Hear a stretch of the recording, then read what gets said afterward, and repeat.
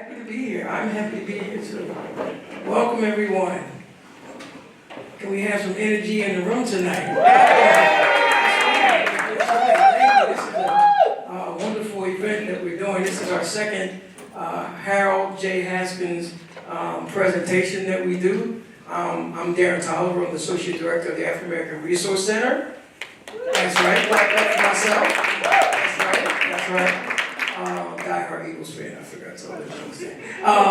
Wearing a Ravens tie. Oh my gosh, you know what? I gotta talk to my wife about the color coordination for this one. But anyway, yes, thank you for being here. We appreciate having you here tonight. Our guests, this is a great conversation that we're gonna have tonight. Obviously we have Peter Sterling, who is an amazing person. He's not unfamiliar with the university. He's been around here for a number of years, and we are thankful that he took our offer up to be able to come down here and speak back. He's going to tell you about his journey, what he's going through, what he's been through. And I think that we'll have an interesting story. So thank you, Peter Sterling, for being here. I want to also thank everyone who helped make this happen. Dr. Valerie, where is she at, Dr. Val? I know she's here somewhere. Oh, there she is, Dr. Val. She's here. Hey. We have the alumni board who also helped put this together. We also have I got to give props to Diane. Diane is someone who, she is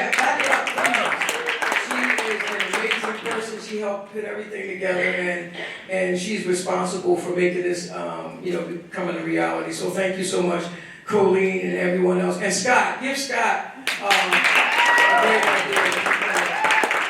The idea was birthed when we went down. We had a trip with Dr. Val and Val, the other Val. We had a trip down to, we take students down to an AU trip, which is Alliance and Understanding. We went down to the Civil Rights Trail down in Alabama, and we were looking at different things, and the history was so rich, and that's when we came across Dr. Peter Sterling. Like, wait a minute, so Scott reached out, and he's here now from Panama. All right, he's back here in Philadelphia, so we definitely thank you for coming here today. And we also want to thank Vangelis for being here today too. All right. As you see, he has his leg propped up, and he wanted to be here. And we appreciate him having him here. And we're going to have a very robust conversation here tonight, and I think you'll really enjoy it. And thanks to Sharice, I know she just came in, but she was also instrumental in helping with the Harold Haskins. That's right, give her a props. Thank you so much. We appreciate you and your staff.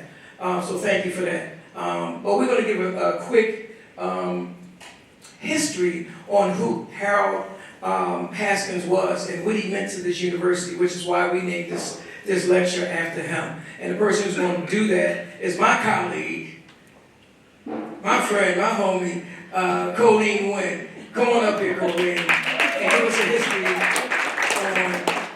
Harold Haskins. Good late afternoon, everybody. As Darren said, my name is Colleen Nguyen. I'm the staff assistant at the African American Resource Center, and I am very honored to come here tonight to talk a little bit about Harold Haskins. And for anybody that knew Harold, he was this really tall gentleman. And whenever he came into a room, he could fill the room up. And it wasn't so much because of his height or his stature, but it was because of who he was and what he believed in and what he did and how he actualized that. But the first time that I met Harold Haskins was somewhere in the 1990s when I worked at the Philadelphia Job Corps. And we were having some problems with retention of our black male students in the program. And somebody knew about Harold and they reached out to him. And he came into the Philadelphia Job Corps and he talked to all of the staff and he had groups with the students. And then he talked about how it's important when you recruit people, but it's also equally important in how you retain them. And he said something like this: The effort you take on the front end with recruitment is the same effort you must take on the back end with retaining them. You see, Harold believed that our young black men were worth saving. He said you just needed to have those same young people surrounded by people who believed that as well, that believed that these young men were worth saving. But on August the 5th, 2020, the black community lost a true Penn legend. Throughout Harold Haskins' 34-year tenure, he remained a pillar in the Penn community, and without question, the reason why many black undergraduate and graduate students attended and thrived at this university. A great deal of Has, as he was affectionately called, work was encouraging students' academic growth to nurturing their leadership. He was immeasurable. He's a black, The UPenn Black History Project wrote in 2013 that he was a great leader. In memory of Has, as he was lovingly known, the Black Alumni Society launched a fundraising campaign to support initiatives in his name, honoring his life's work in perpetuity. Gifts made during this campaign will directly impact the black student experience at Penn, with funds being designated toward the Center for Africana Studies, Du Bois College House, McCool, which is the Black Cultural Center, and the African American Resource Center. And I just want to add, if his daughter, Christine Haskins Sims, is in the audience, because she was supposed to be here with her grandson. She is not, but when she comes, we have something for her. And so that's Harold Haskins. For people that didn't get a chance to know him, I wish you had. He was a great man. He was a wonderful man. I used him as my informal mentor. Whenever he would come by the African American Resource Center, I would talk to him. I would ask him questions. He had invaluable insights in so many things, and I miss Harold. So thank you. And next up, we will have Scott Filkin to come up.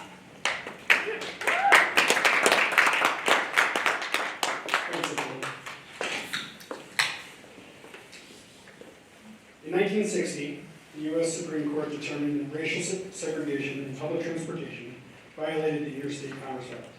As a result, interstate travel was officially and legally desegregated. Only problem, southern states ignored the ruling and the federal government refused to enforce the court's decision. As a result, a group of civil rights activists known as the Freedom Riders devised a coordinated effort to test and ultimately overwhelm the system. On the 14th of May, in Birmingham and Anniston, Alabama, their buses were attacked and one's firebombed. 2 weeks later, well aware of the dangers, Peter Sterling joined the fight. Fast forward 61 years to the summer of 2022. I'm on a civil rights pilgrimage with Penn's Greenville Intercultural Center. Thank you, Valerie. Visiting the Freedom Riders Museum in Montgomery. There's this wall of mugshots displaying the folks who have been arrested during the Freedom Rides.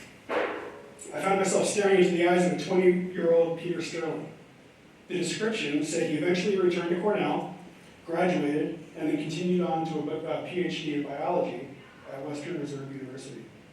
It mentioned a postdoc at Harvard, and then something that really caught my attention. In 1969, he joined the faculty here at the University of Pennsylvania as a neuroscientist in the School of Medicine.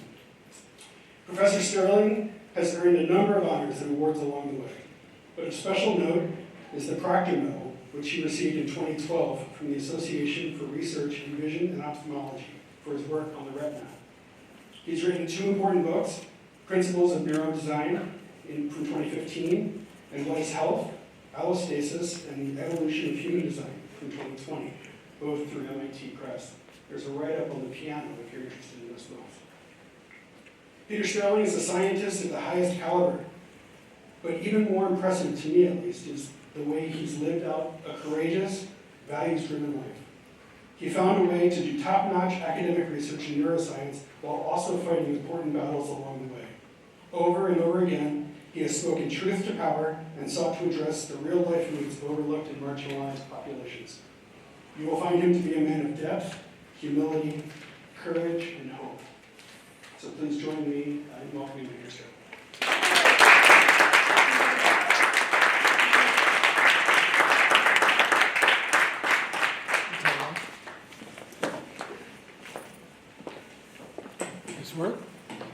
Yep. Yep. Yep.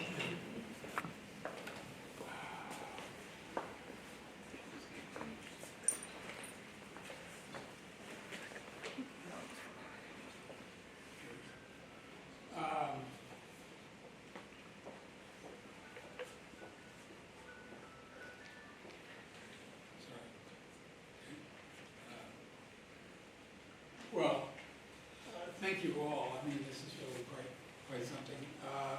Many old friends here, collaborators. It's really fun. Dolores Brown. I mean, it's really quite something. I want to thank Scott and Darren and Diane, Leslie, and Colleen Wynn for that wonderful description of Mr. Haskins. That's quite something. Yes. And Ben Jallis for agreeing to come join in the conversation. So,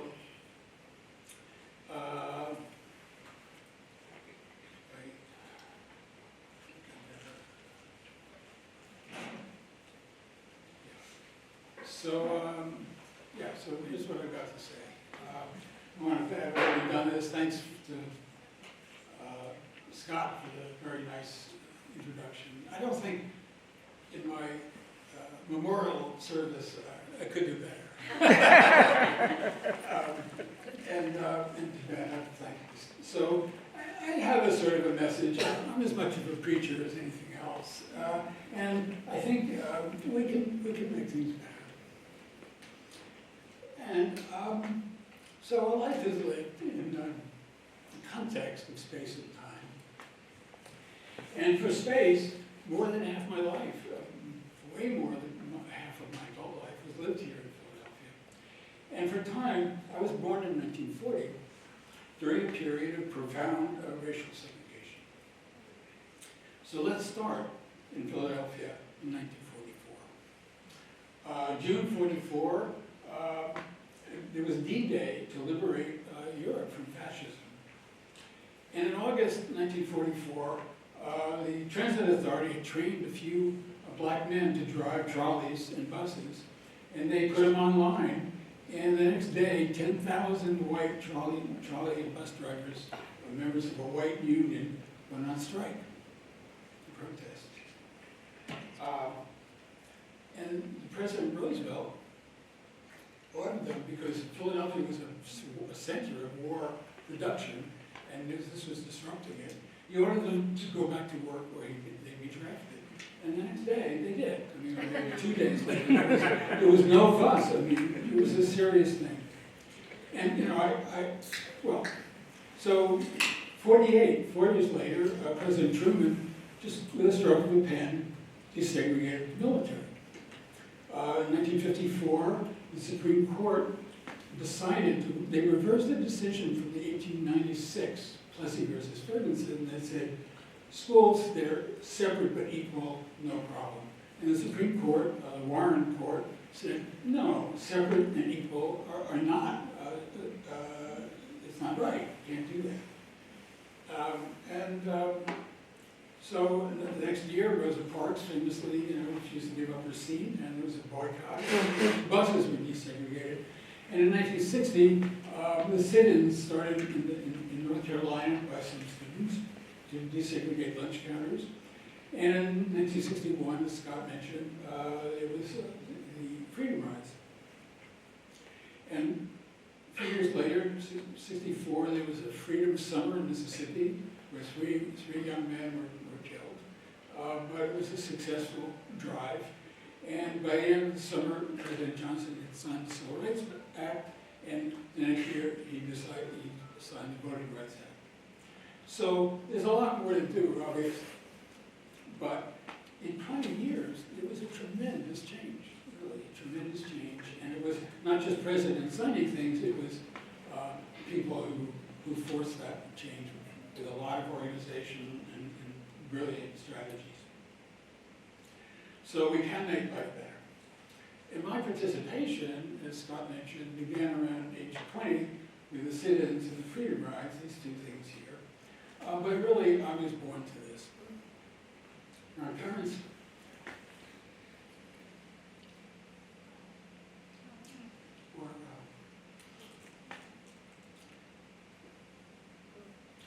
They happen. It's okay. It's good. It's okay. It's all right. Yes. They were writers and social activists. They met on the Federal Writers Project in the 30s. My mother worked on Life magazine, my father at CBS Radio, and they supported unions that opposed racial segregation and lynchings.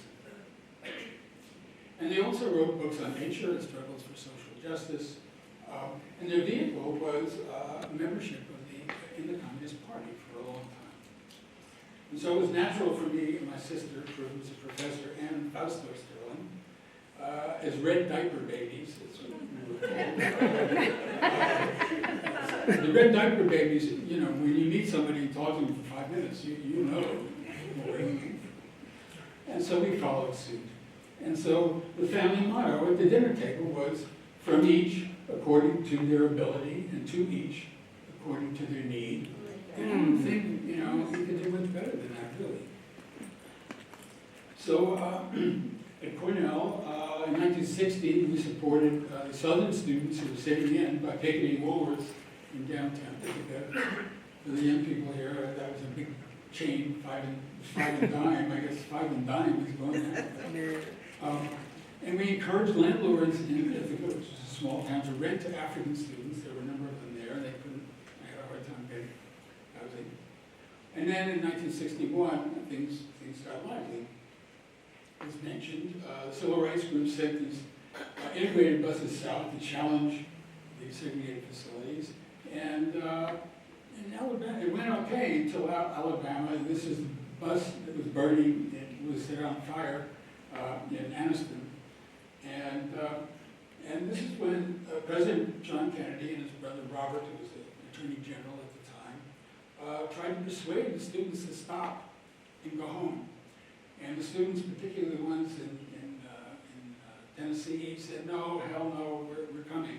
And they called for more students to come from all over the country to converge on Jackson, Mississippi, and fill the jails.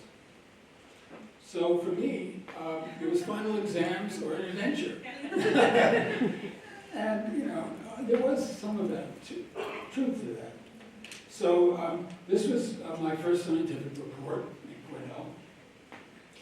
And May 25th, 1961, and upon submitting it, I left Ithaca for Mississippi. And long story short, there is the famous mugshot that you guys saw on the wall in Montgomery, I guess. So my concern for social justice persisted, and by the mid-1960s, I was in Cleveland, Ohio, graduate student studying neuroscience. And I would slip away from my microscope to the consternation of actually my professor. He didn't want me to leave the microscope. But I would canvass door to door in Central, which is the poorest black ghetto. I was a member of Congress of Racial Equality. It was an activist group, CORE. And I noticed that people who came to the door to my knock were often partly paralyzed. They were limping, they had a sagging face, slurred speech.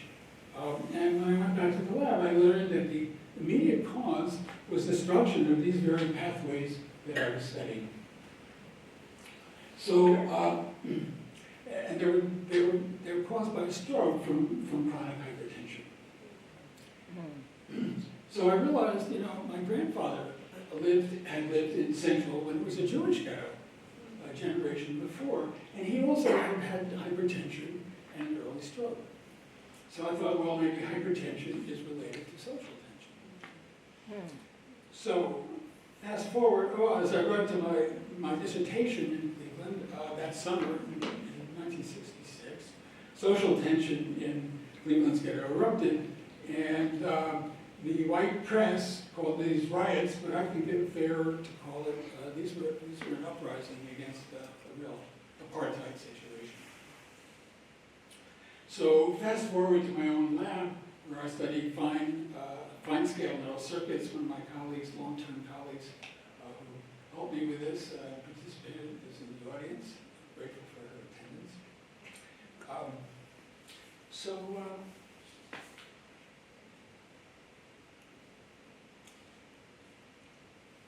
I was still slipping away, again, to the community, and I'll talk more about that at the end of the talk. But I was also going to the library, seeking evidence for the causes of hypertension. And I was also devouring ethnographic studies to learn how other people live. And soon I was slipping away to visit indigenous communities in Central America. And I now live, as it was mentioned, half the year in the mountains of western Panama. We're a community of subsistence farmers and indigenous workers. And here's our neighbors milling our sugarcane that we grow. So, and here's what I learned. I learned that the blood pressures of people who live by foraging and horticulture are low, and they're steady with age. They don't rise with age. So, for example, this Dobe family is waving to us. You can see they're waving here. They live on the Caribbean slope, 2 days walk from the nearest market. And people who live that way do not have high blood pressure. And this is true for similar groups in Southeast Asia, South America, and Africa. But in the US, blood pressures rise as children enter school. And so this is age here, and this is the age just around 6 when children leave their families and start school, and the blood pressures start to rise. And by graduation, 25% reach the hypertensive range. So, and this reflects sustained physiological arousal, chronic stress.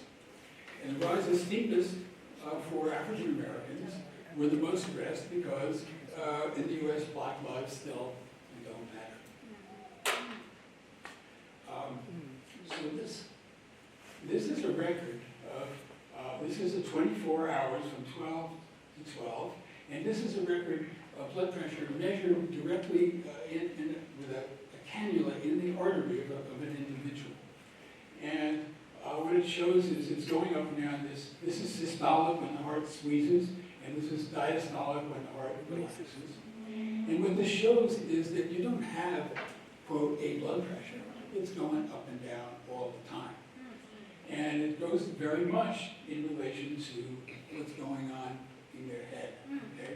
So for example, in this point here, it's 3 o'clock in the afternoon, and the individual was in a lecture and he was dozing. And so his pressure came down. And then somebody slapped him with a pin. And brain predicts, oh, you're in danger, and raises the pressure.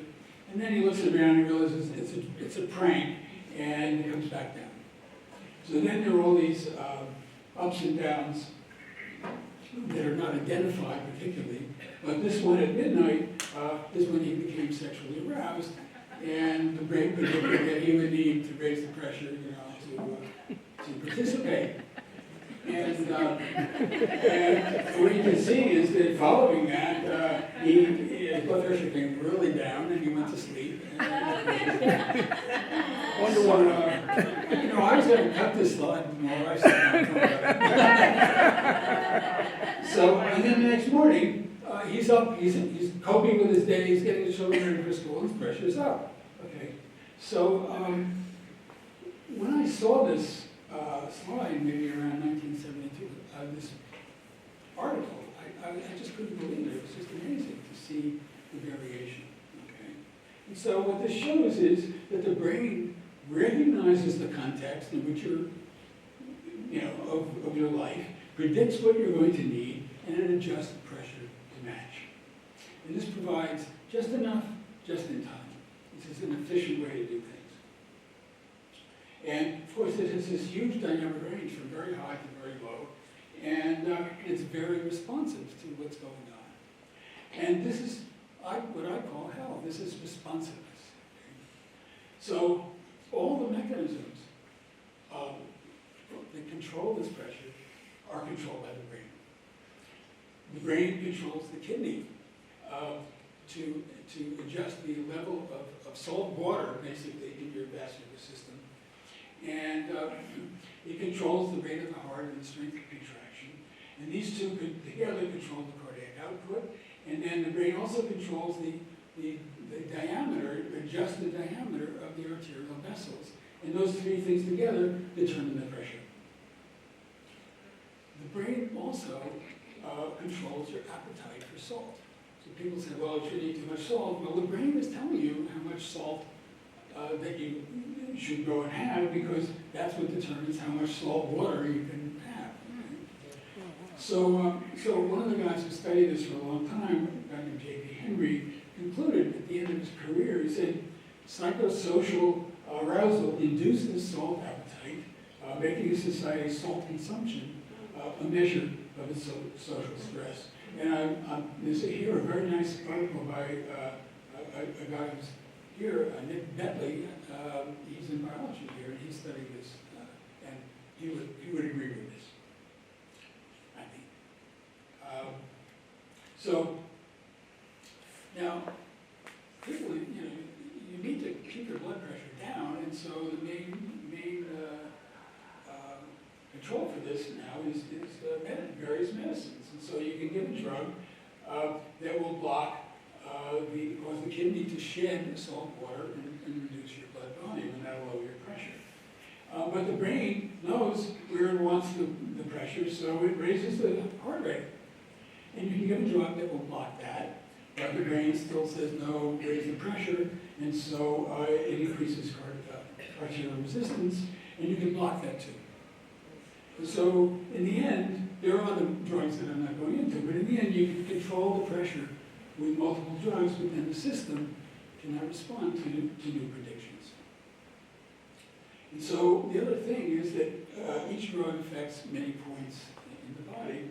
And so, for example, a beta blocker will reduce your heart rate, but it also raise your blood glucose. And then if you have type 2 or a tendency to type 2 diabetes, it makes that worse. And you can treat that with more drugs. And so what you end up with is an ill patient who is stabilized precariously by polypharmacy.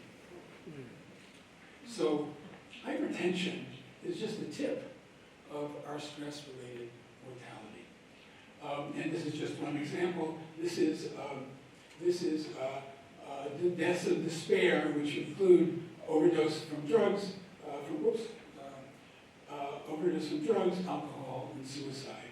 And you can see that in the U.S., this is white men and women who were born in 1970, in the early 50s, and the people in this room, probably identify with this. And you can see that in the U.S., it's really pretty bad. And it's going in the opposite direction in parts of Western Europe and United Kingdom and so on, are sort of flat. So, at the same time, obesity is rising from eating sweet and greasy foods. I call them foods of despair. And mass shootings are rising, which I think are really murders of despair. These are the people who are on the tip of the curve that are just really, just going mad and do this. And so the question is, what causes our collective despair? So what I think it is that we have departed too far from the essential needs of our species. We're highly adaptable as a species, but there are limits. And so this is where I think science meets, neuroscience meets anthropology. And this is a monkey brain, a chimpanzee, and this is the human, which is a huge brain. And the thing is, to grow this huge brain requires 2 adult generations. Okay, so this is age here, age, and this is production of calories. And this is data taken from people who live as hunter-gatherers or foragers and so on. And so when you're a child, you have this huge, you accumulate over years this huge caloric debt because you're being fed by your family. And basically it starts in infancy and then it gets bigger and the debt grows until you're age 10 and then gradually maybe you do a little, but not until age 20 do you begin to feed yourself and then pay back the debt.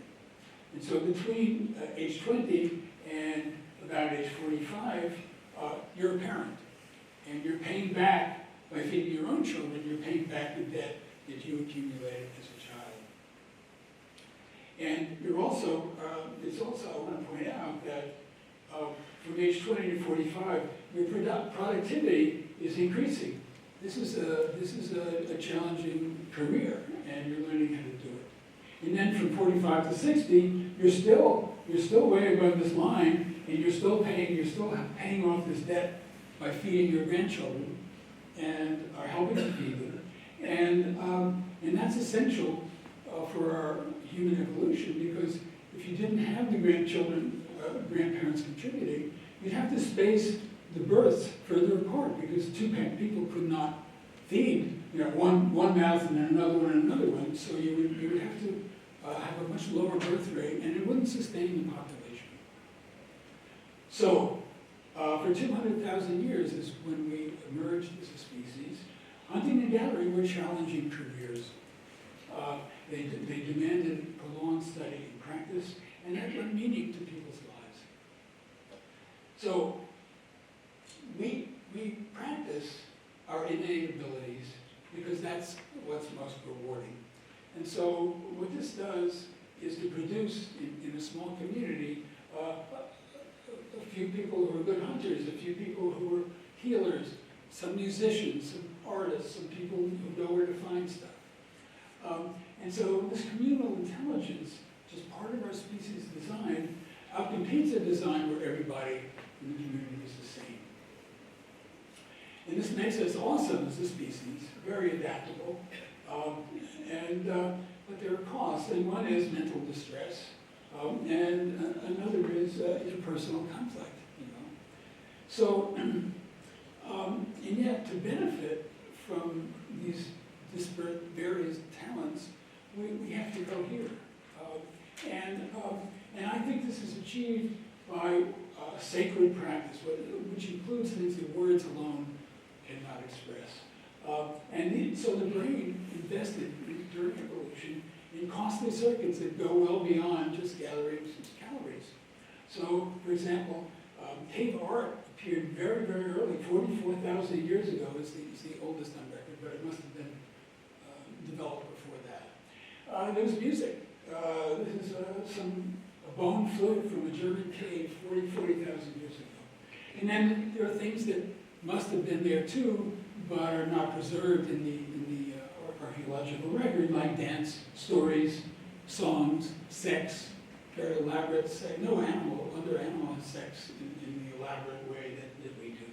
And I think that all of these elicit intense emotions, awe, grief, joy, laughter, and so on, that release tensions and foster cooperation. So after 200,000 years, communal intelligence produced the steam engine. And what happened was that industry grew amazingly. This is carbon dioxide concentration in the atmosphere, the problem that we're having today. And this just took off like crazy and hasn't turned around yet. So industry that just burgeoned shrank the opportunities for challenging activities. And Adam Smith, he was a friend of James Watt, who patented the steam engine, said already in 1776, when our country started, he said, the man whose life is spent performing a few simple operations has no occasion to exert his understanding or exercise his invention. And he becomes as stupid and ignorant as it is possible for a human creature to become. But I don't think that we've become stupid. On the contrary, we're still smart, but we've narrowed the possibility to exercise our innate gifts. We evolved to explore the planet, and now multitudes of people punch a ticket or scan a barcode. And these jobs that are learned in minutes or days just present insufficient challenge for these huge brains that we have. So I think there's a discrepancy between our abilities and our opportunities to exercise them that causes despair. So despair drives compulsive consumption. A neural circuit that we inherited, this is well known, I'm not making this up, we inherited it from a worm, and it drives us to seek stuff. And the circuit rewards, every time we have a surprising find, a positive find, we get a pulse of dopamine. And the pulse that we experience from this pulse, the pulse of satisfaction, we relax, we can have a pause in our seeking. So as the pulse dissipates, seeking resumes to serve the next need. And so when food is expected, you know when you're going to the grocery store or the supermarket, you know what you're going to get. So the main surprise is more, richer. And so you get these surges of sugar and fat, which causes surges of dopamine. And if the surprise is more, the next surprise has to be more, still more. So we go from a Mac to a Big Mac to a Whopper. And the brain adapts to each surge by reducing its sensitivity, so you need a higher jolt. It's the same story for drugs. Nicotine, alcohol, cocaine, amphetamines, and opioids all evoke these surges of dopamine. That's why we seek them. And we soon adapt. So addictions, in my book, are not what's called substance use disorders. They're not disorders at all.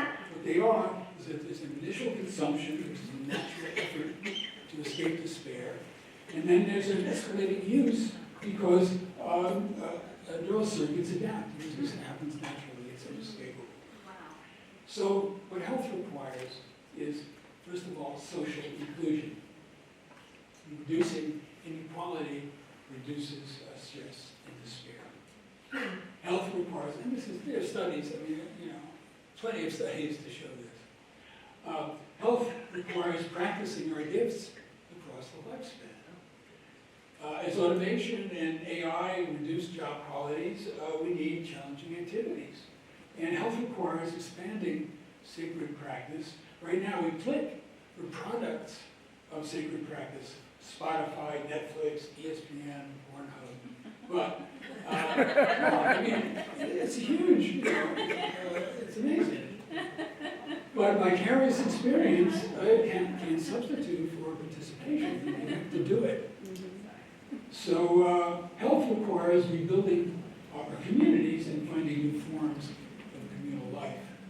And and for that, for our species, communal life is a key source of essential dopamine. So I'd like to close with one example of a communal effort to build an inclusive elementary school in West Philadelphia from 1974 to 2001. And so in the early 1970s, beside my lab, I also worked in the community, and we sought an economically and racially diverse elementary school. For kindergarten, my daughter Emily attended Lee School, just a bit west of here, but it was dilapidated and was segregated. And so at this point, many faculty would move to the suburbs.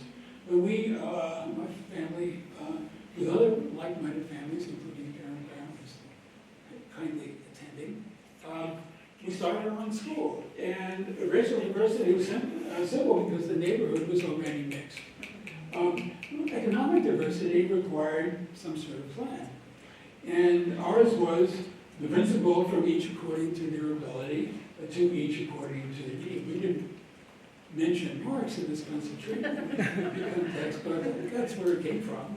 And the rule was simply the wealthier families paid more.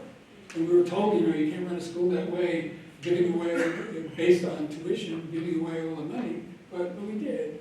And we opened in a church basement in 1974, and we added a grade each year. These were the two teachers, Brian Lancaster, yes, thank you, and Janine Roberts. And that's my daughter right there. And we chose the teachers who were brilliant refugees from the public system and who were glad to sacrifice higher pay and maybe no benefits for freedom in the classroom. And we moved to the Penn campus at 42nd and Locust in 1976. And we flourished there until 2001.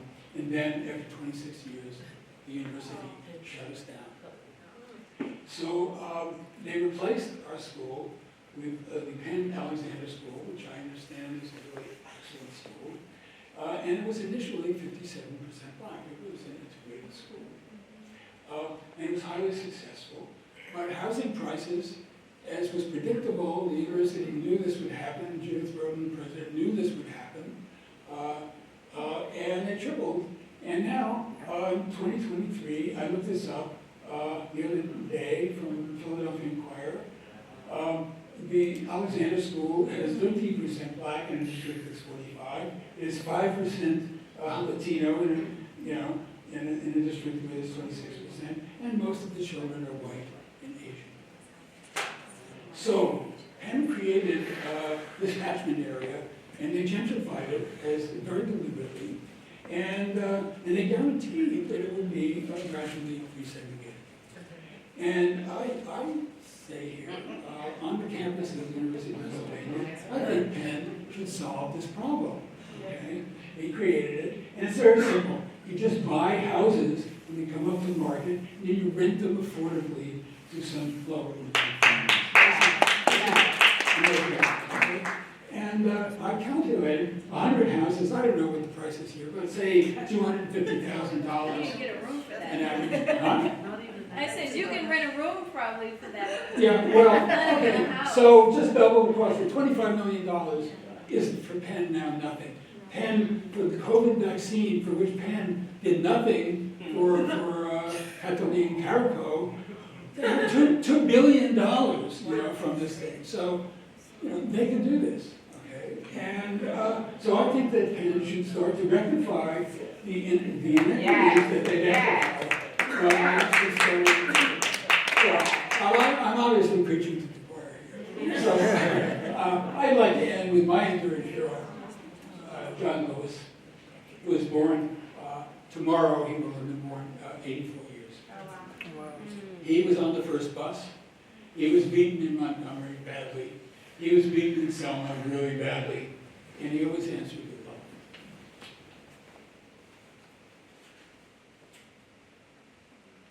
And this is what he said. Our struggle is not the struggle of a day, week, or a year. It is the struggle of a lifetime. It's his lifetime, and it has been mine.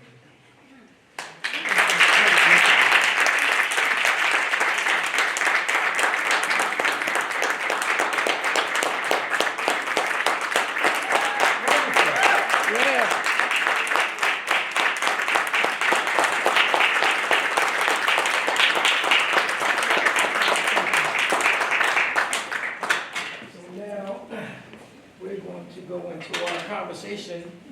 Can you hear me up there? I can hear You can hear me well? Okay, because I don't have the mic, but we're going to go into our conversation that we have right now with Ben Jealous.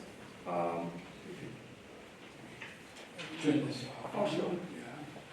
Yeah. Oh, how did you get it? Okay. Yeah. Okay. So, you got that? Okay. So we're gonna go right into the conversation. Ben Jealous and Peter Sermon. All right. Well, good evening. Good evening. It is great to be here. We got tore my quadriceps tendon, so excuse my kicking my foot up and this. I'm not trying to spread the toes, just trying to manage pain. Peter, thank you. It was a great presentation. And thank you also for just living a truly courageous life. Thank you for that. I want to start with your life as an organizer. My mom's a black woman who was active in SNCC. My dad's a white guy who was active in the Corps. And your experience with Corps jumped out to me. Let's go back. Your mugshot appears to be dated May 30th, 1961. I also have a mugshot from Jackson, Mississippi, but it was from 1994. Me and Stacey Abrams down there doing some organizing. The governor tried to get a black college prison. So you're right, the struggle does not really ever end. But man, May 30th, 1961 means that was just 2 weeks after Anniston, Alabama,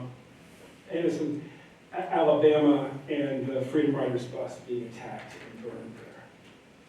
Just take us back to that time, like, what was going through your mind? Why the hell did you get on the bus 2 weeks after Anniston? What were the spirits of the other students like, moving?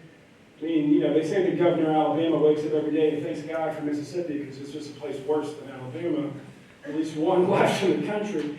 You know, you were arguably we're definitely going to an even tougher state than Alabama just 2 weeks after a bus was burned in Anniston. So what was going through your mind? Well, thank you.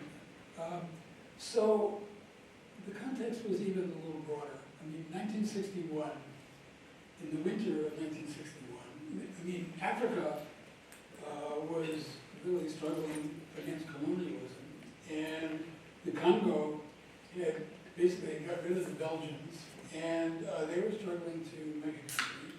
And there was a leader, an important leader named Patrice Lumumba, who was moving in to do something there, and he was going to,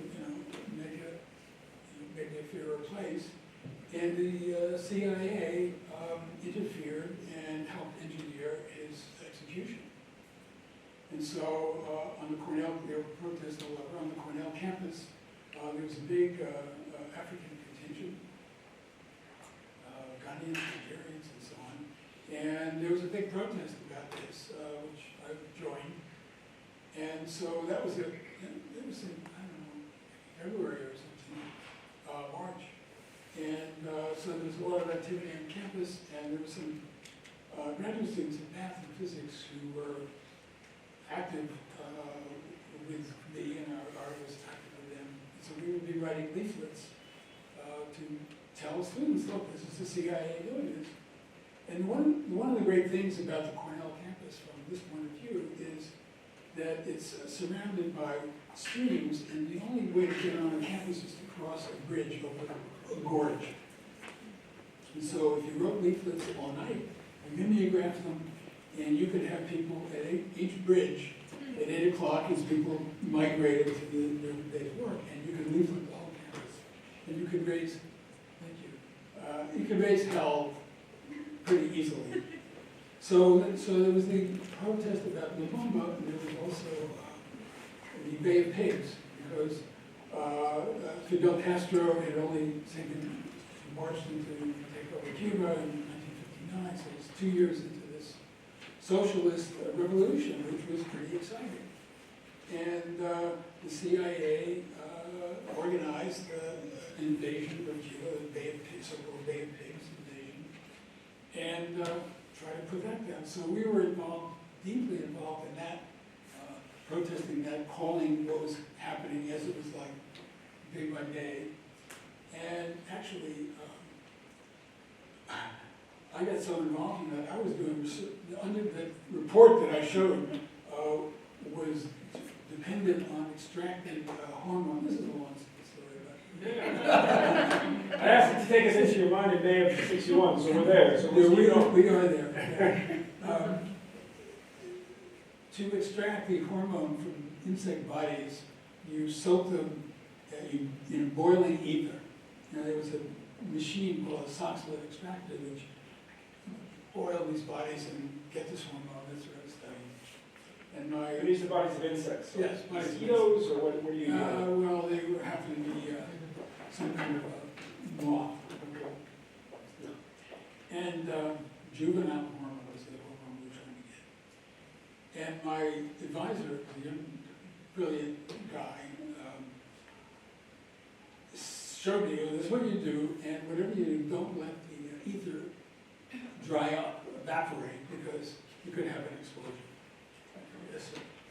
So that was all fine.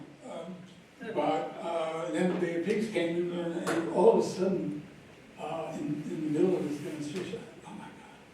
And I ran to this hall. I was down in the basement of this hall. I forget the name of it. But when I gave a talk at Cornell a few years ago, and I said, "Is that building still there?" Yeah. And it was dried up, and I turned it off. I unplugged everything. No damage done, but it was a very intense political moment. And so when this came along, this just was part of this larger thing. And the graduate students, there was 4 or 5 graduate students in physics and math, and they were going, and I decided to go. I mean, it wasn't, deeply. I was thinking, Bob Dylan has this thing, don't think twice. Well, I didn't think twice. We just So it was a time when people around the world were risking their life in the name of freedom, and you saw an opportunity to help here at home and against the backdrop of all the other sacrifices. Yeah, but I was just a young Yeah, guy, excited. I mean, I wasn't just that, but there was an element of excitement and adventure. And I realized some years ago that when it was that Civil War documentary done by the guy, I can't remember his name, but public TV. Ken Burns. Yeah, Ken Burns. I watched this thing, and he reads a letter from a guy, a young man who was about to go to war, and knew he was going to die, and so on. And I was by then 40 or something, no, over, and 45 or 6. And I listened to this letter, and I thought, when I was his age, that's what I would have done, but I wouldn't do it now. I just, when you're young, you don't think you're going to die. Yeah. And so you do it. For folks who are interested sort of in the minds of what was going through folks' minds on the front line for CORE, for SNCC, there's a great compilation called My Soul Is Rested, which is a bunch of those first-hand accounts. And I remember there's one of their 2 SNCC workers in Mississippi, and they're being chased just after Cheney, Goodman, and Schwerner were lynched. And they're laughing the whole time as the Klan is chasing them. They're kind of clowning the Klan that's chasing them. And then it occurs to them, Cheney, Goodman, and Schwerner were probably laughing right up until the end too, right? Like that's. Parents, often get stressed when they see their kids become activists. Obviously, yours wouldn't have been. But, I always say to them, like, be careful, because this is going to make them a better critical speaker, a better critical thinker, a more confident public speaker. And oftentimes, people's grades actually go up, not down, because they get more focused and better organized in what's important. But for you, as a laboratory scientist, which is probably in the ivory tower, one of the places where people can be most clear, like activism doesn't, belong here. We are here, to pursue pure science. We are here to, do our research, give up your all to it. How was the balance for you? How did it impact you? Did it make you, more hypertense? Did it help actually with your mental wellness? I mean, talk about it, if you will, as a life scientist. Yeah, well, the students, the graduate students I went with, they were in physics and math.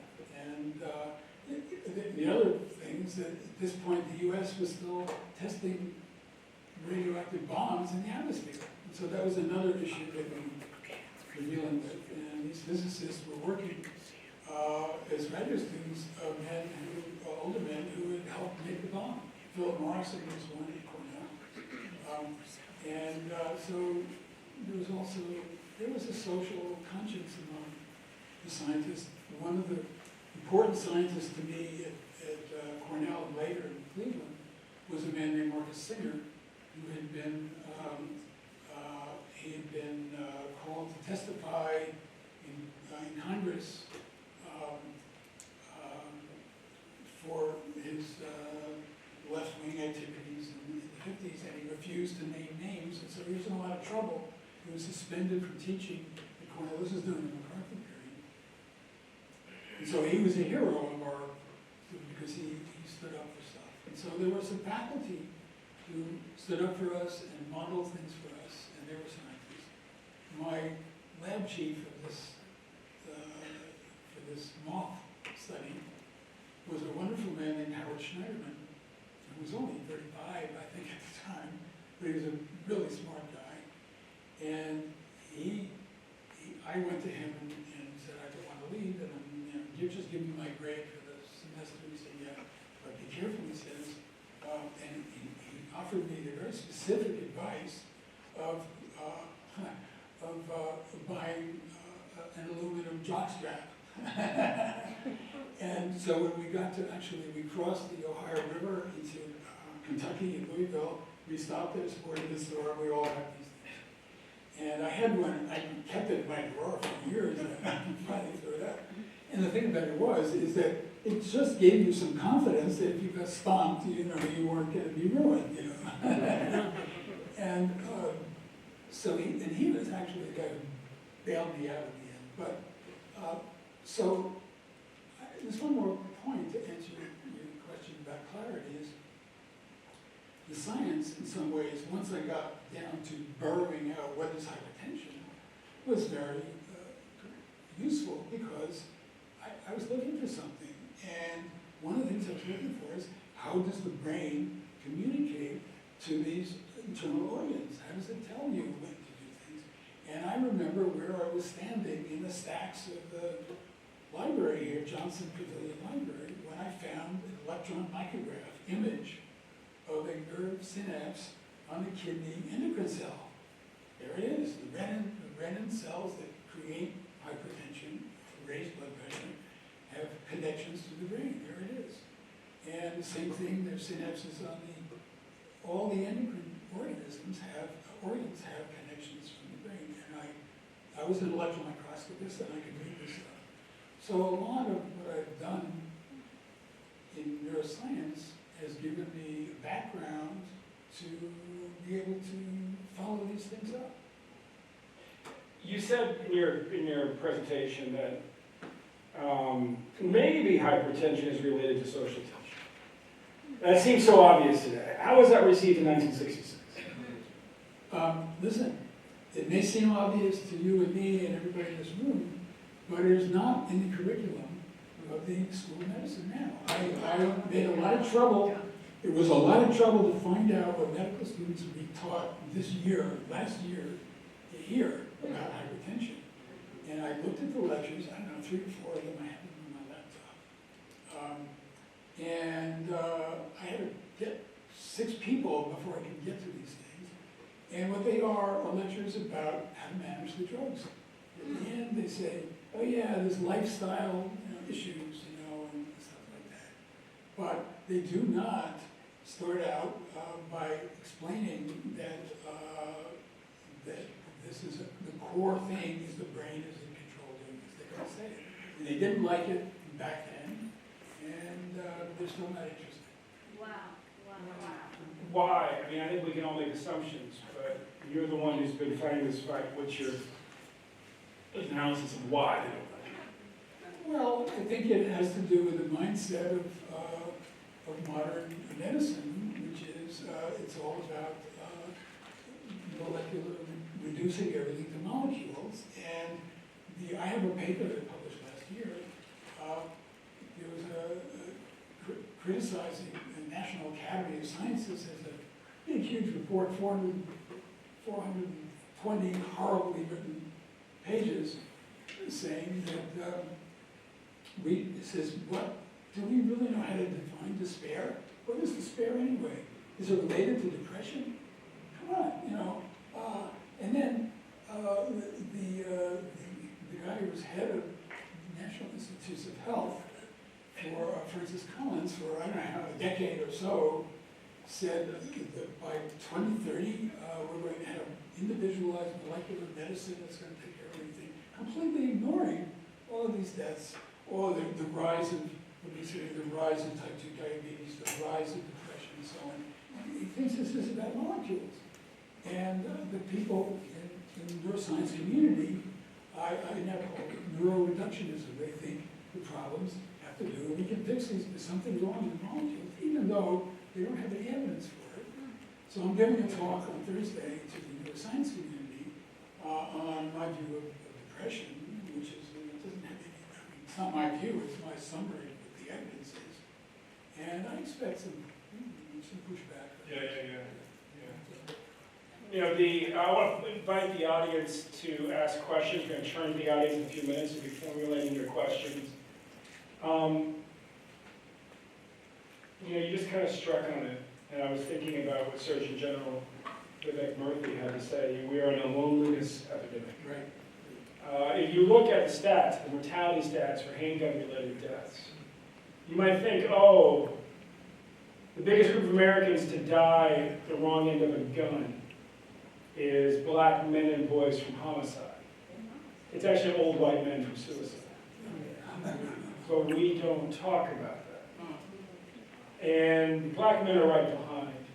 The difference has a lot to do with class and ultimately the impact of segregation and the fact that black folks have been slower as a result to get out to the suburbs and get most isolated.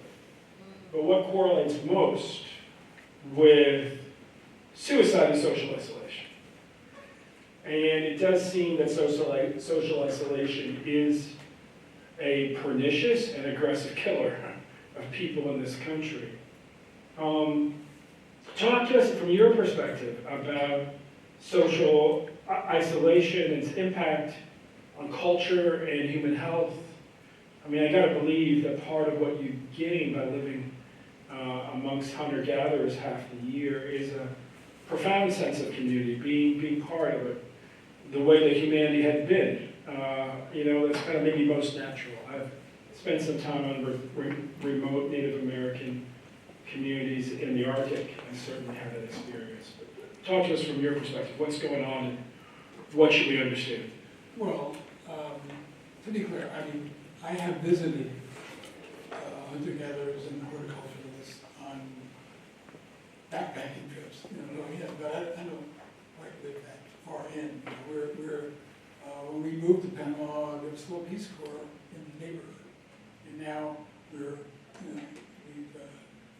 things are a little more 2.5 worlds, not third world now. We have stable internet, and but there's a big indigenous community, the Nobe people, who are the agricultural workers in this area, have their own big, vast, province-size community up in the mountains, and they come down to get coffee, to work on farms, and they have very distinctive, the women have very distinctive long dresses, attractive dresses, but very long, very covering.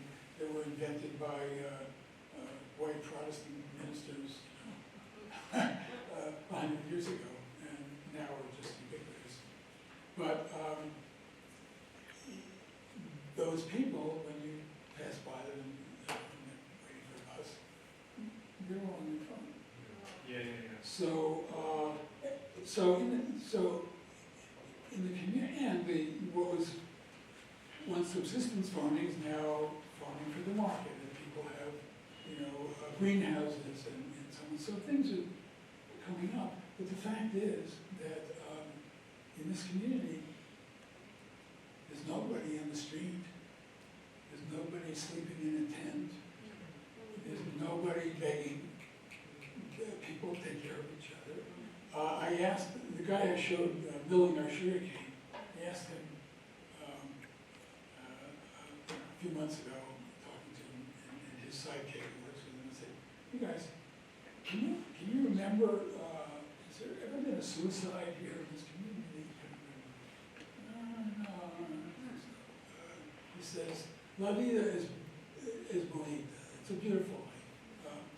And no, maybe I miss some things, but it's not much suicide. There's one homicide and a Saturday night, brawl in the 20 years that we've been here. There's no police presence. There's just no police there.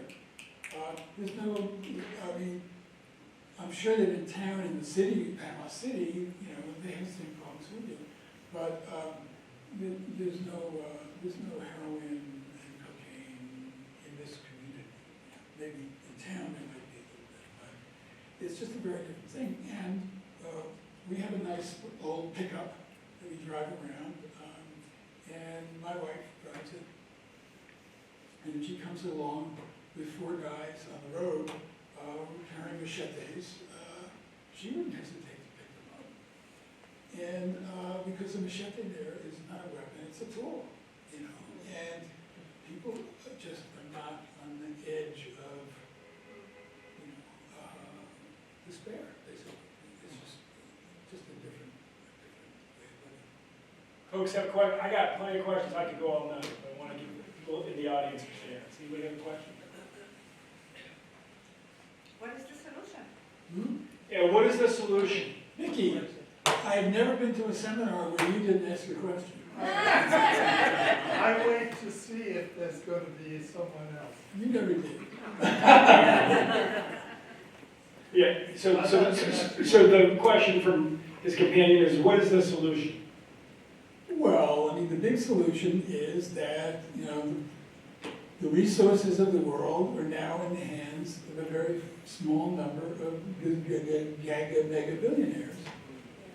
And you have to take it back. You can't have Elon Musk and Jeff Bezos running the world. You can't have it. So now how to do that? I don't know. That's going to take a movement. Well, look, I'm with John Lewis. I said it takes a lifetime. I'm at the end of my lifetime. You have to figure it out. But let's talk about that for a second, right? Because in the movement, in indigenous life, money is less important. And so looking past money, and I'm right there with you, I'd love to see a real return to antitrust, litigation, but looking beyond the money, it often feels like Western society, we're relearning things that we forgot, that humanity is understood. There can be things that Egyptian scientists figured out 2,000 years ago, and we act like it's brand new. It can be a herb that gets turned into a pharmaceutical, right? And now it's a cure-all, but it always was. And there's also things just about kind of what humans need, right? Like what the suicide epidemic is reminding us about the need for human connection, the dangers of isolation. So what did you kind of approach the end of a journey, right? And you could have 25 more years, No one knows. But I feel in you the sense that you're making peace. You brought up John at the end. He was a good friend of mine too. And we lost Julian Bond, right? There were a lot of the guys who defined that era who are disappearing. Beyond the need to not have some insane amount of the world's wealth in a insanely small number of hands. What does humanity need to understand? What do we in Philadelphia and America need to understand about what we need to do differently as humans to enjoy, la vida bonita?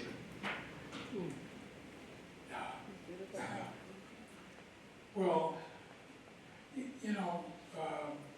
the other elephant in the room is the climate. And we can see it where we live. And, it would be one thing to say, well, what are we going to do now? We have plenty of time to work these things out, but we don't. Just serious changes have to happen really, really fast. And it just can't be all technology. The health problems really are not problems that are going to be solved at the molecular level. They're not going to be solved by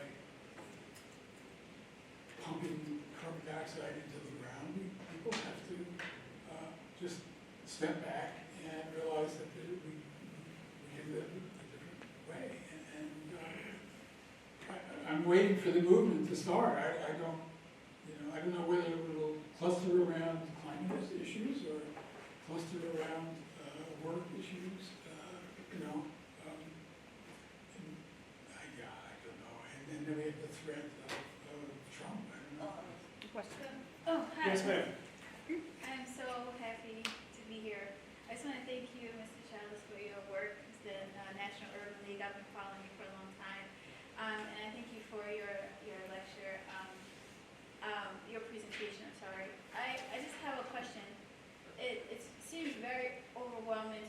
change the world, change the system, and take down Elon Musk, right? I'm not saying it's impossible, but those are like really overwhelming goals that you think about. What can we do as individuals to lower our stress? And I come from a family with generations of hypertension, and it's not talked about. But I think, there's power in education. And so what can we do as individuals to simple things that you recommend that will help lower our stress, given that we do live in this really stressful environment on a daily basis? Well, that's an easy, thank you. That's an easier. Okay. And the big one, I think the thing is that we have to learn to manage, each of us has to learn to develop skills to manage our own lives, And it can't just be taking, pills. So we need to exercise, absolutely need to exercise. We need to learn to breathe, I discovered some time ago that if you breathe, I was breathing in deeply and I would breathe out forcefully. I learned somehow to breathe out slowly, and it's very helpful, I would say in the course of my life, when I talk to students now, at the end they say, well, what is your advice for the law? Take home the law. I tell them that I did seek social connections. When I lived here in West Philly for many years, I had a men's group, guys of my range of ages, who would meet once a week in the evening, and we talked very, very intimately about our problems, our lives, and in a very open way. If you came in whining and complaining, somebody would say, well, what's the matter with you? Why don't you, and really get in your face. And that was very helpful. Some of the men said, no, I can't, you don't understand me, I'm quit. But when that happened to me, an older man said, you're behaving like a baby. What's the matter with you? And I was in the early 30s. And I said, well, where are my friends are not defending me against this guy? And so I asked one of my friends, I said, why didn't you stand up for me when this guy attacked me? He said, well, we agree with him. And so I had a choice, either I could quit or I could learn something. And over a decade, 12, 13 years we were together, just each of us learned so much, until we ended really when we realized, if I go in and talk about it tonight, I know what they're going to say, so I can say it to myself. I also had a number of periods in which I sought psychotherapy. And I talk about this. When I was 34 and I started my lab, and I was afraid of failing, as most people are when they start their lab. And I got tremendous amount of help, in a short time, because the guy I saw, 48th of the market, the Institute, he just knew what to tell me. I went again in my marriage. That marriage collapsed. I spent 4 years just a fume of cannabis.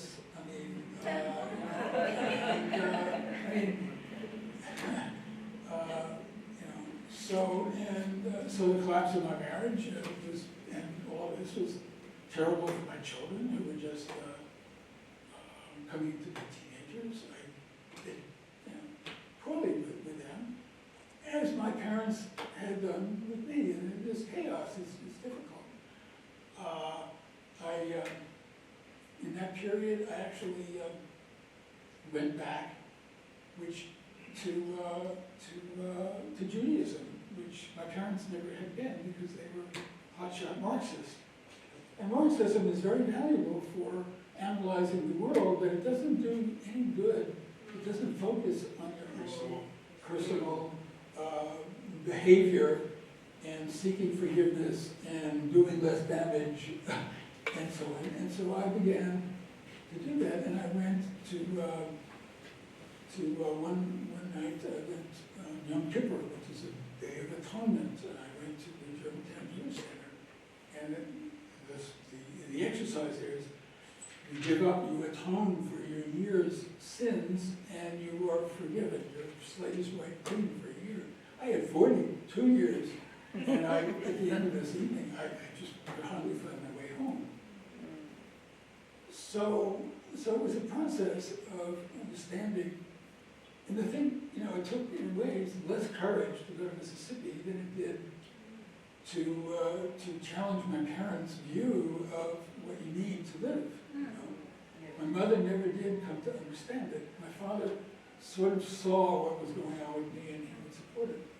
But my mother never. I said, "Mom, I'm going to Yom Kippur." "You're going to synagogue?" "What?"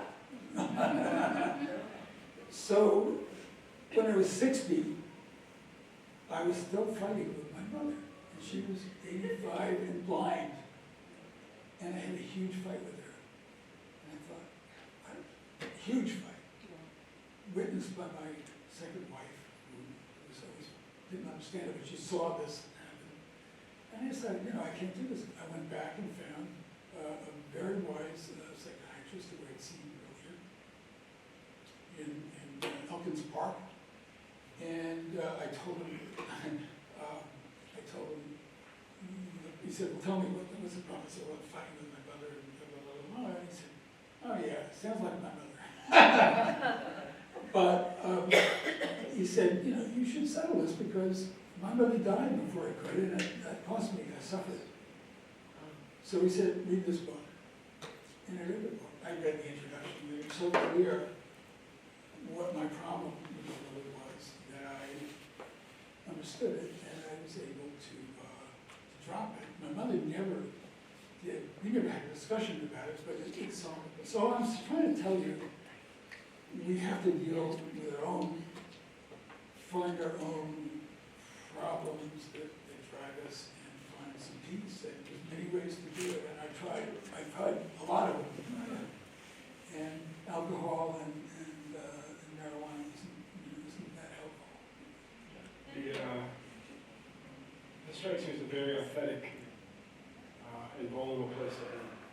And I really appreciate how you bring all of you, to all that you do. And the way, can we just get around?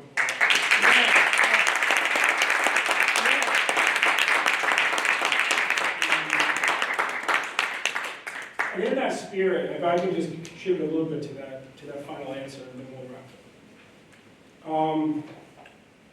I lived the first half of about 10 years, first half of my life, and fast forward, I thought I was going to die at about 43, call 45, of a heart attack, just like my grandfather, who looked a lot like me. And I was on the path to do that. When I stepped down from the NAACP, the 6 years I ran the NAACP, 5.5, my blood pressure went from 127 to 186. 127 over 72, like 186 over 90. And then my grandfather was a doctor who died of his third heart attack at 43. Well, I had access to Google. He didn't have access to that back in the day. And Google helped me figure out I had undiagnosed sleep apnea. I dealt with that. My blood pressure went from 186. Now it's off from 123. And I've been thinking a lot, because my grandmother graduated from SP2 here at Penn, the social explorer at Penn, in 1953. Just died last year at 105. Wow. And Maybe I do have 25 years. Huh? Maybe I do have 25 years. Yeah, right, that's what I'm saying. That's what I'm saying. She kept thinking it was the last year, from like 85. So, approach your perception of the clock with a bit of humility. You have no idea. What God has planned. But she was the last in the family to be born on the farm. Right? Every generation after that, we were born off the farm. And she kept that farm with her. And I think we need to consider that we've actually, again, forgotten a lot of what it takes to live a long life. I remember being with a Rhodes Scholar from Zimbabwe at Oxford.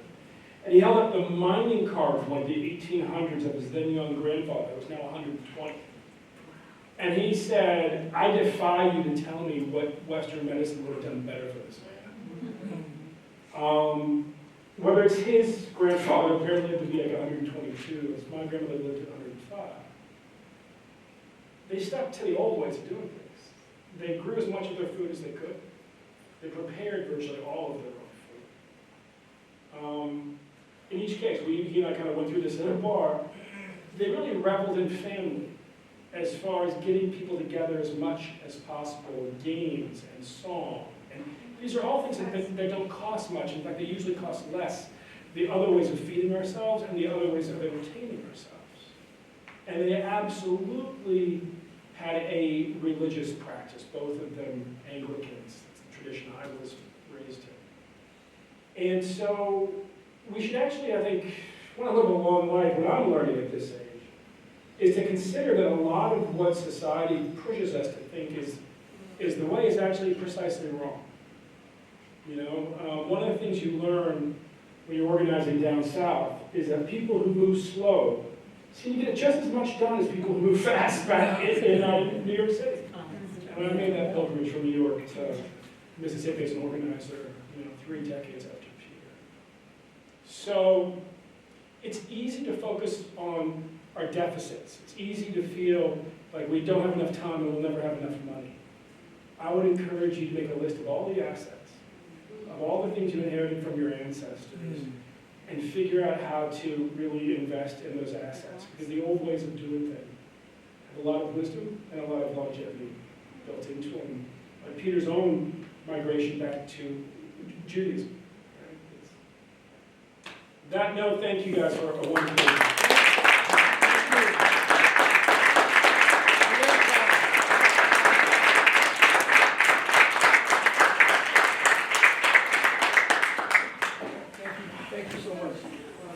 Thank you so much to you, Ben.